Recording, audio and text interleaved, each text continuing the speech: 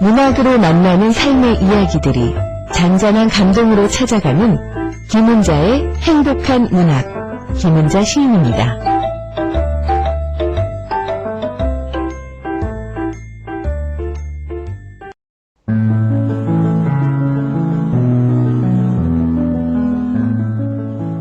김은자의 행복한 문학.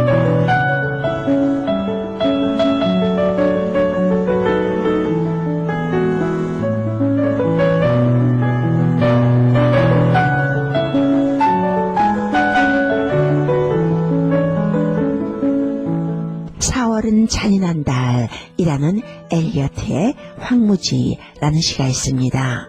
4월을 막연한 봄이라고 생각하면 4월은 전혀 잔인한 달이 아닙니다. 겨울에서 봄으로 넘어가면서 갈등하는 날씨, 어떤 날은 봄 같다가도 어떤 날은 금세 다시 겨울로 돌아갈 것만 같은 날이 되고 또 비도 자주 내리고 흐리기도 한 4월. 꽃모종 하나 심어놓고 밤사이 얼어 죽을까봐 우리로 하여금 걱정하게 만드는 4월. 꽃샘추위가 마지막 남은 질투에 불을 지르는 것 같은 4월. 거기까지도 4월을 잔인한 달이라고 하는 것이 충분히 설명되지 않습니다.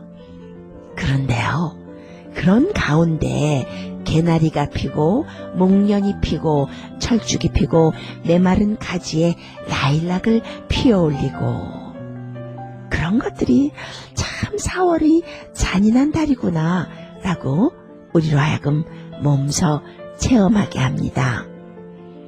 그런 4월도 이제 한 주밖에 남지 않았습니다. 망설임 없이 봄의 발걸음을 밝게 띄워줄 5월이 곧 다가옵니다. 청취자 여러분들의 마음에도 가정에도 하시는 일 위에도 봄의 따뜻한 훈기가 밀려들어올 것을 기다려봅니다. 기다림은 희망이다. 저는 이렇게 정의하고 싶은데요. 어릴 적 우리들은 소풍 가기 전날이면 왜 밤에 일어나 하늘을 보고 비가 혹시 오는 거 아니야? 이렇게 염려를 했었을까요? 좋은 친구를 만나기로 한 날, 점심 먹기로 한 날, 그날이면 왜 이렇게 그 시간을 기다렸을까요? 기다리는 동안에 희망이 있는 겁니다. 그런 면에서 생각하면 완전한 봄이 짜잔하고 얼굴을 완전히 보여주지 않은 것이 우리를 이렇게 기다리고 희망 있게 만들어주는 것이 아닌가 싶어서 얼마나 감사한지 모르겠습니다. 바쁘고 메마른 이민의 삶에서 한국 문학으로 삶을 공유하고 한국 문학으로 정서를 공감하는 행복한 문학. 기다림의 시간, 기다림의 미학 등을 느껴보면서 오늘도 새소리, 바람소리, 나뭇잎 소리, 이웃집 문 닫는 소리 모두 들어올 수 있도록 창문 활짝 열어보겠습니다.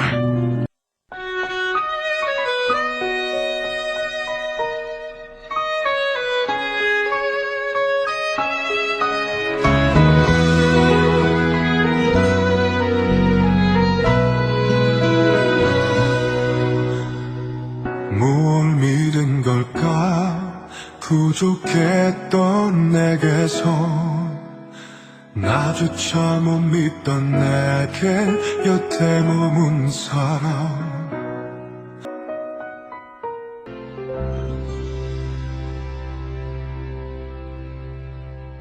우리들의 엄마, 이모, 우리 엄마들의 비슷한 이미지, 우리들의 엄마같이 그저 그렇고 그런 화장을 하지만 하나 하지 않나 날렵하고 예쁘다라는 느낌보다 좀 묵직하고 조금은 투박하게 느껴지기도 하고요.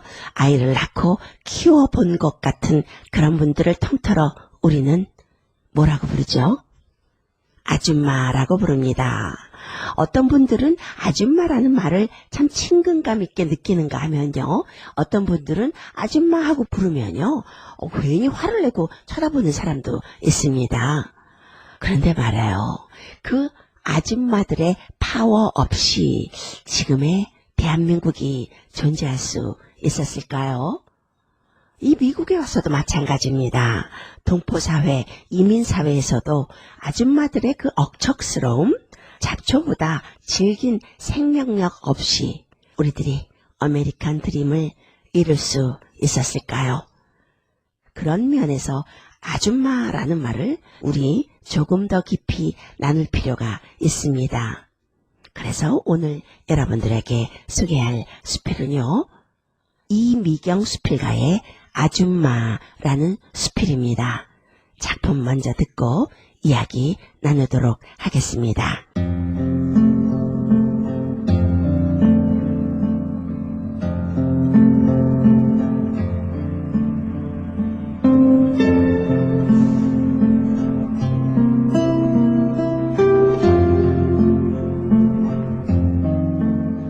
지하철에서의 일이었다.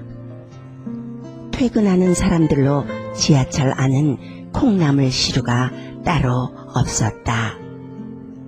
환승역을 지나자 좀 나아졌지만 앉을 곳이 없기는 마찬가지였다. 오랜만에 여고 친구들을 만난다고 평소에 잘 신지 않는 굽 높은 구두를 신은 탓에 발이 아팠다. 앉을 자리가 날까 둘러봤지만 일어날 기미를 보이는 사람이 없었다. 체면 불고하고 구두를 벗고 서 있고 싶은 마음이 굴뚝 같았다.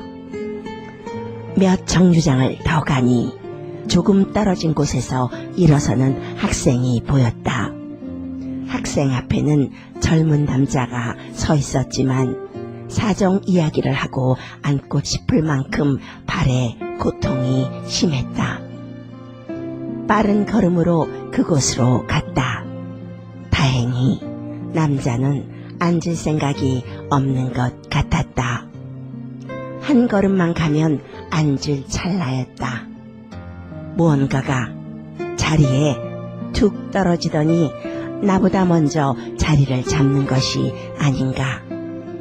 자세히 보니 작은 가방이었다. 어디에서 떨어졌나 생각할 틈도 없이 몸집 좋은 아줌마가 나를 쓱 밀치며 자리에 앉았다. 세상에는 남자, 여자, 아줌마 세 종류의 사람이 있다는 말이 떠올랐다. 아줌마의 사전적인 의미는 나이든 여자를 가볍게 또는 다정하게 가리키거나 부르는 말이다. 결혼한 여자를 일반적으로 부르는 말이기도 하다. 그런데 아줌마를 여자의 범주에서 따로 분류해 놓은 것은 남자도 여자도 아닌 제3의 성이란 뜻이다. 모든 사람이 그런 건 아니지만 아줌마에게는 여자도 아니고 남자도 아닌 무언가가 있기는 하다. 며칠 전의 일이다. 동네에 양식집이 들어섰다. 개업하자마자 맛있다는 소문이 퍼져서 1시간 이상 줄을 서서 기다려야 맛을 볼 수 있는 곳이 되었다. 예약도 받지 않았다. 나는 일찌감치 그곳에 가서 자리를 잡고 음식을 주문했다.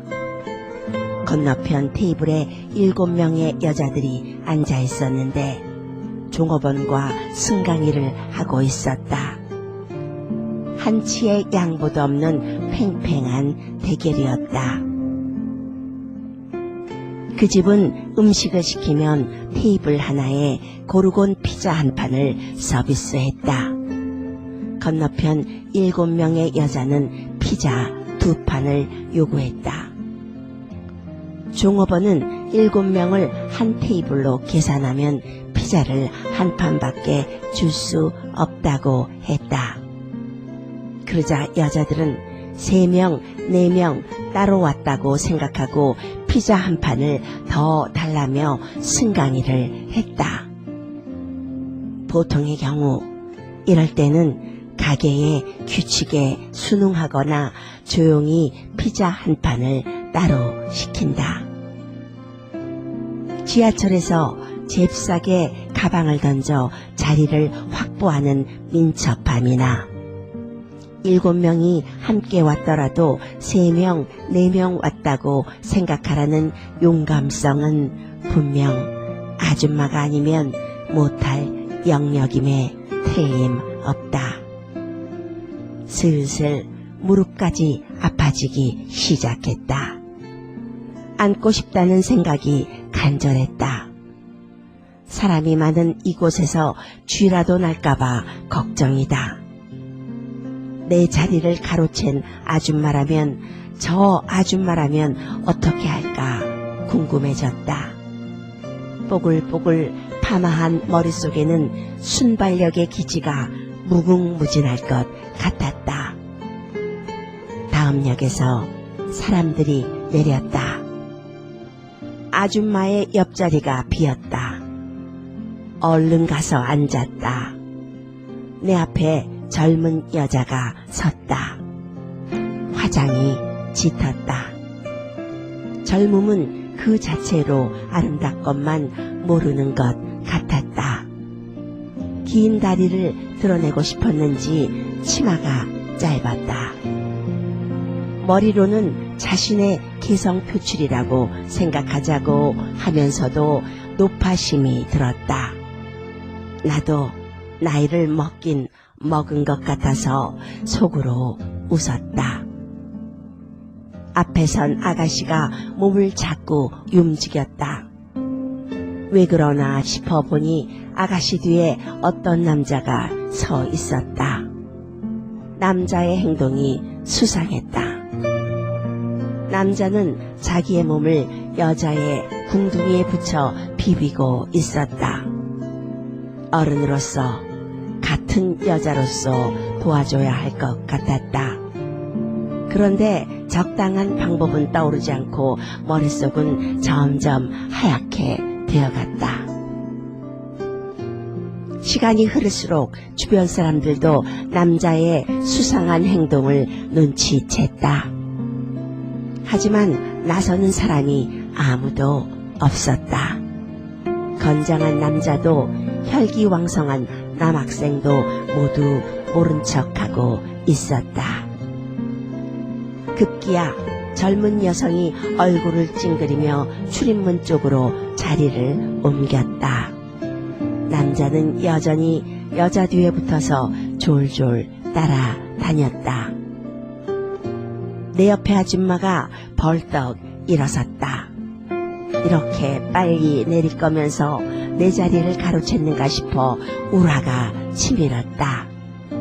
그때 아줌마가 남자의 어깨를 힘차게 쳤다. 남자가 깜짝 놀라며 아줌마를 쳐다보았다. 아줌마는 심각한 얼굴로 남자에게 한마디 했다. 네 지금 뭐하는데? 가방을 던지면서까지 내 자리를 차지한 것이 용서되는 순간이었다. 여자와 아줌마를 굳이 구분지어 부를 때는 여성들의 평가절하된 표현을 할 때 많이 사용하는 것이 사실이다. 특유의 억척스러움과 순발력으로 모든 것을 평정하며 행동으로 보여주는 이 시대의 행동파인 아줌마의 존재가 왜 필요한지를 알게 되는 순간이었다. 넘사벽이라는 신조어가 있다. 넘을 수 없는 4차원의 벽이라는 뜻으로 매우 뛰어나서 아무리 노력해도 따라잡을 수 없거나 대적할 만한 상대가 없음을 이르는 말이다.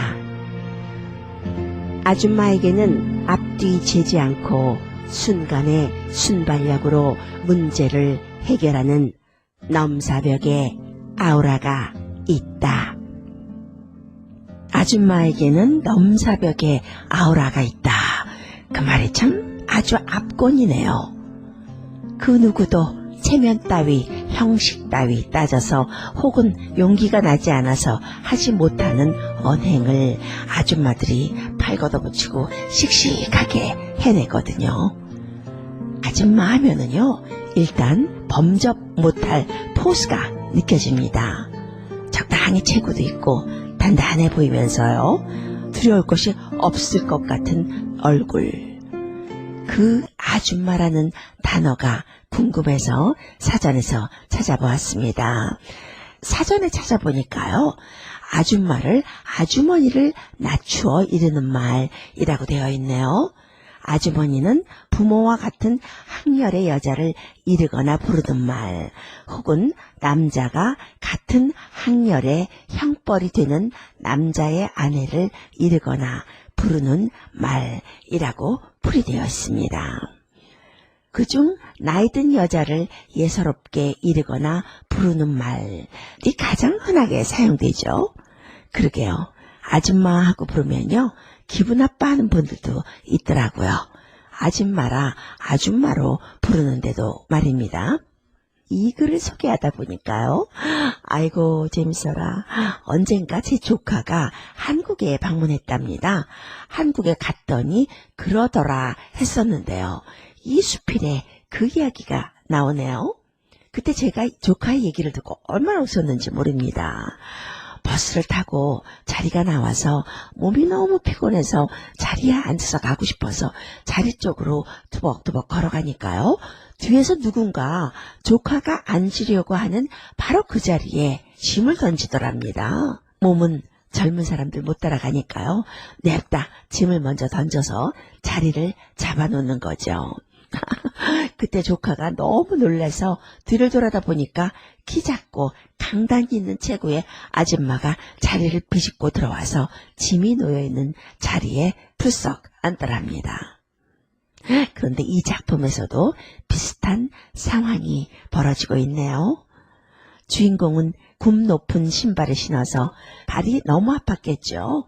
그래서 좀 앉아서 갔으면 좋겠다 했을 거예요. 빈 자리가 보여서 좌석 쪽으로 걸어가는데 누군가 뒤에서 핸드백을 먼저 그 빈 좌석으로 던진 겁니다. 그리고는 아줌마 한 명이 사람통을 비집고 핸드백이 먼저 와서 놓여있는 좌석에 앉더라는 거죠. 그런가 하면 음식점에 갔는데요, 서비스로 주는 피자를 7명이 한 테이블에 앉아가지고 각각 3명, 4명이 두 테이블에 앉은 거로 생각하고 피자 2판을 가져다 달라고 실랑이를 벌이는 모습을 본 거예요. 아줌마가 아니고는 누가 그런 일을 하겠습니까? 그 억척스러움과 순발력, 퉁퉁한 체구와는 달리 민첩성, 그런 것들이 바로 넘사벽 대한민국의 아줌마들입니다. 없는 살림에 쪼개고 쪼개서 살림하고요, 또 아이들 키우고요, 살아남으려고 하니까 그렇게 된 것이 아닌가 하는 생각도 들고요. 여성 원천에는 그런 강함과 민첩성이 본시 숨어 있는 것이 아닌가 하는 생각도 하게 됩니다. 아줌마들이라고 해서 수줍고 아리아리 예뻤던 시절이 없었을까요? 그런데 오늘 이 작품을 소개해 드리면서 유독 생각나는 시가 한 편 있네요. 소개할까 합니다. 아줌마를 아주 요약 정리해 준 시입니다. 김영남 시인의 아줌마라는 시입니다. 이 시는 붉은 작업실 문학회 회원님들이 돌아가면서 낭송해 드리도록 하겠습니다. 모두가 아줌마들이시거든요. 박미화 시인, 윤용란 시인, 박이영란 시인, 유순희 문우, 천사람 문우, 제인한 문우 순서대로 하겠습니다.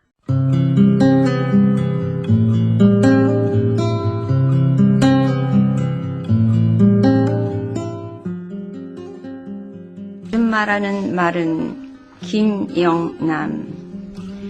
일단 무겁고 뚱뚱하게 들린다.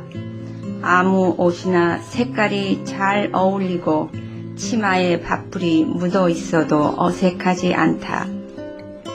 그래서 젊은 여자들은 낯설어 하지만 골목에서 아이들이 아줌마하고 부르면 낯익은 얼굴이 뒤돌아본다. 그런 얼굴들이 매일매일 시장, 식당, 미장원에서 부산히 움직이다가 어두워지면 집으로 돌아가 저녁을 짓는다. 그렇다고 그 얼굴들을 함부로 다루면 안 된다.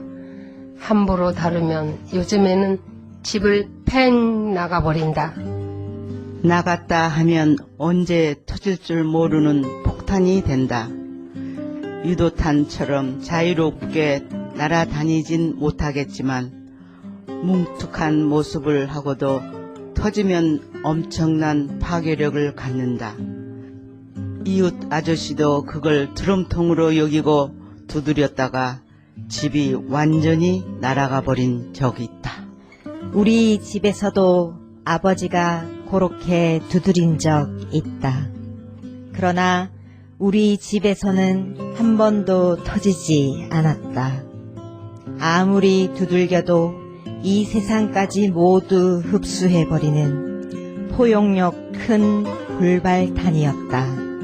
나의 어머니는.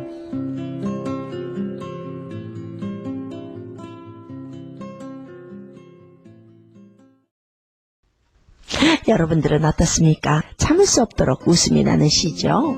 공감이 가면서 말입니다. 그렇다고 해서 웃음으로 끝맺을 수 없는 시이기도 합니다. 맞습니다. 일단 아줌마 하면요, 무겁고 뚱뚱하게 들려요. 아무 옷이나 입어도 꽃무늬에 체크무늬 바지를 입어도 어색하지 않고요. 밥풀이 옷에 묻어도 어색하지 않은 것이 아줌마입니다. 지나가다가요, 아줌마 하면 돌아보는 사람 많습니다. 그런 낯익은 얼굴들이 매일매일 시장, 식당, 미장원에서 열심히 일하다가 어두워지면 집으로 돌아가서 가족을 위해서 쌀을 씻고 저녁을 짓는다는 겁니다. 시인은 이렇게 말하죠.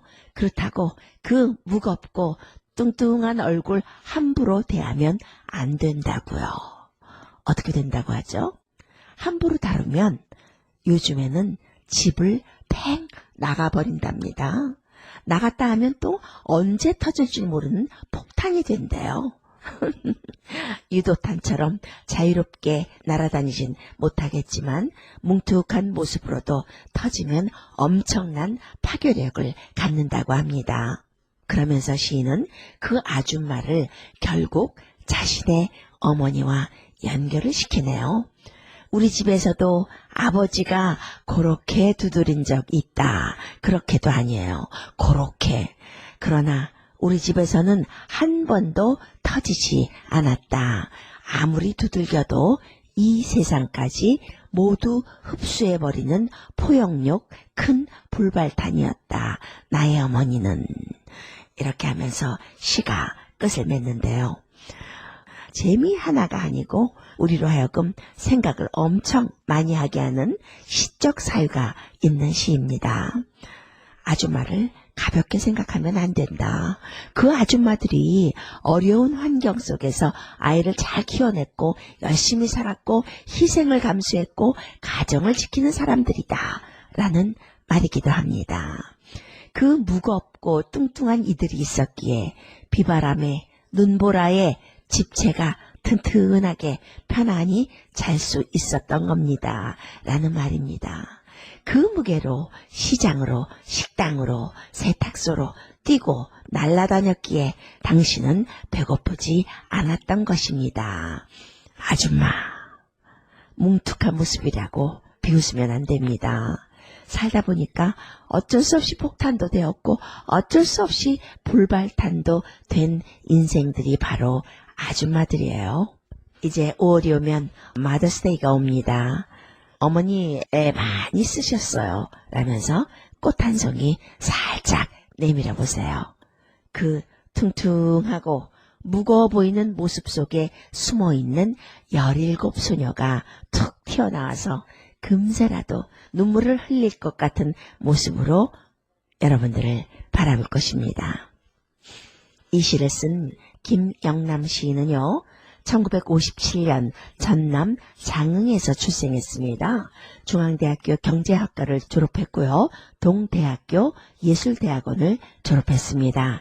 1997년 세계일보 신춘문예 시 부분에 정동진역이 당선되면서 등단했고요. 시집으로는 정동진역, 모슬토 사랑, 푸른밤의 여로, 가을 파라오 등이 있습니다.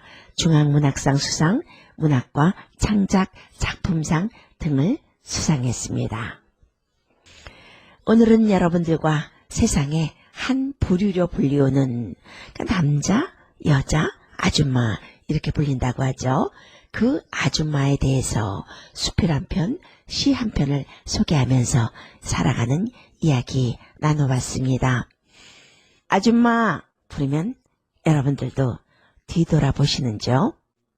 행복한 문학 문 닫을 시간이 되었습니다. 건강 유의하시고요. 다음 주에 더 좋은 문학, 더 행복한 문장으로 돌아오겠습니다. 김은자였습니다.